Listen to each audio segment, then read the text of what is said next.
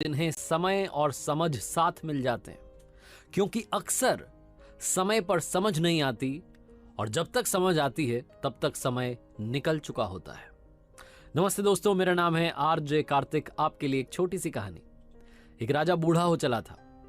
वो उम्र के इस पड़ाव में उत्सव मनाना चाहता था, अपने मित्र देश के राजाओं को बुलाना चाहता था, बड़ा कार्यक्रम करना चाहता था।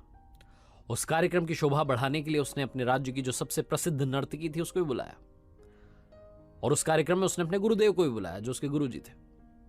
कार्यक्रम शुरू हुआ। उस राजा ने अपने गुरुदेव को कुछ स्वर्ण मुद्राएं दी कि आप भी इस नर्तकी को पुरस्कृत कर दीजिएगा। शानदार सा रंगारंग प्रोग्राम चलने लगा दरबार में। जो राजा की बिटिया थी राजकुमारी, वो भी वहीं बैठी हुई थी। जो राजा का बेटा था युवराज, जिसे घोषित कर दिया गया था, वो भी वहीं बैठा हुआ था।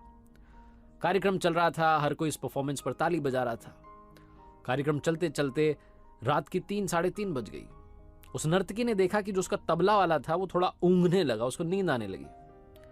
तो नर्तकी ने तभी एक दोहा पढ़ा। नर्तकी ने कहा, बहु बीती थोड़ी रही, पल पल गई बिताए, एक पलक के कारणे क्यों कलंक लग जाए। यानी कि एक बार अगर झपकी लग गई तो फिर कलंक लग जाएगा। तबले वाले को जगाना चाह रही थी कि भाई जागो, इतने अच्छे से सब कार्यक्रम हुआ है, तुम क्या गड़बड़ कर रहे हो। राजा को पता चल गया तो दंड मिलेगा।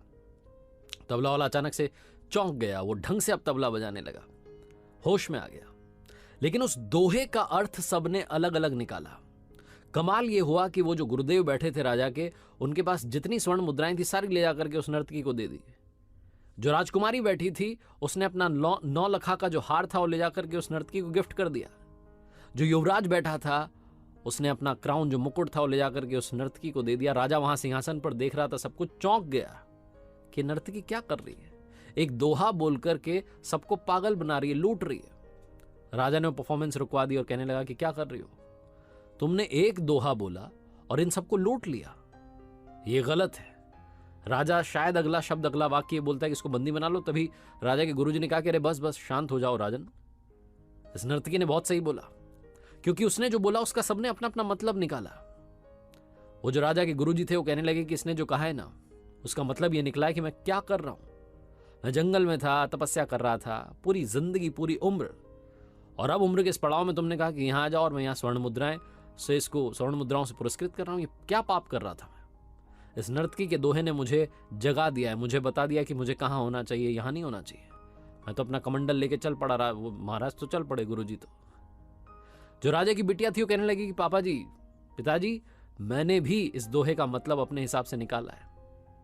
मैं आज आपको बताती हूँ, मेरी उम्र हो चली लेकिन आप मेरा विवाह नहीं करवा रहे हैं। मैं आज की रात आपके महावत के साथ भागने वाली थी, लेकिन नर्तकी के इस दोहे ने मुझे समझाया कि बहु बीती थोड़ी रही, थोड़ा समय और बचा है, हो जाएगी शादी।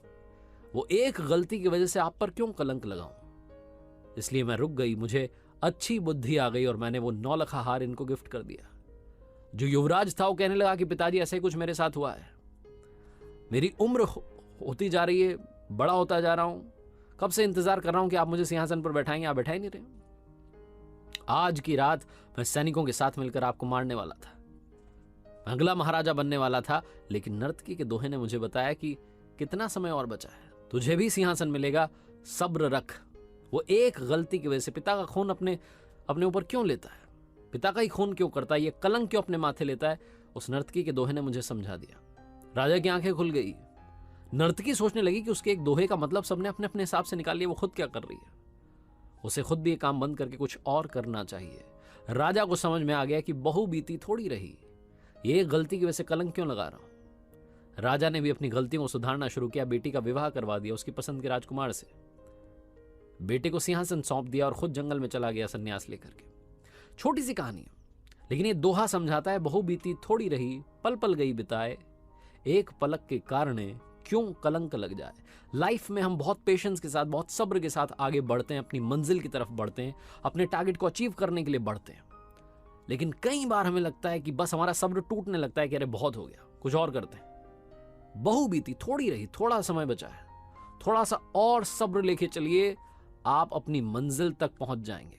एक बार फिर से कहना चाहता हूं जो अक्सर कहता हूं, कर दिखाओ कुछ ऐसा कि दुनिया करना चाहे।